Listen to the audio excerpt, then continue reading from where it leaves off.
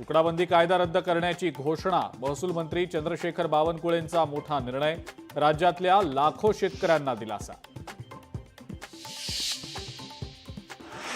आमदार निवासमधल्या कॅन्टीनमध्ये आमदार संजय गायकवाड यांचा राडा, निकृष्ट जेवण दिल्यानं कॅन्टीन चालकाला फटकावलं।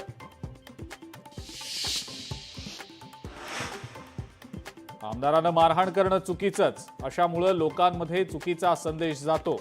आमदार निवास कॅन्टीन मारहाण प्रकरणाच्या संदर्भात मुख्यमंत्री देवेंद्र फडणवीसांनी संजय गायकवाडांचे कान टोचले। आमदार संजय गायकवाडांचा डाळीसाठी दणका, मात्र गायकवाडांच्या मतदारसंघात घाणीचं साम्राज्य।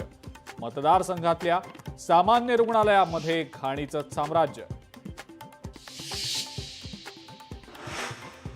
एफडीए कडून आमदार निवासमधील कॅन्टीनमधले काही खाद्यपदार्थ सील, या खाद्यपदार्थांचे नमुने तपासले जाणार, 14 दिवसांनंतर अहवाल येणार।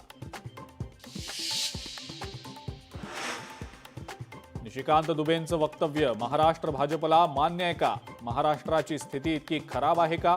भाजपनं भूमिका स्पष्ट करावी, जयंत पाटील यांची मागणी। आणि अभियंता रस्त्याची पाहणी करायला गेले आणि ट्रकच कोसळला।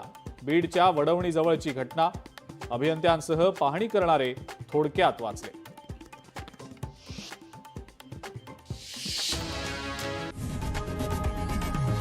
लोकशाही मराठी, ऐका, पहा, जागरूक रहा।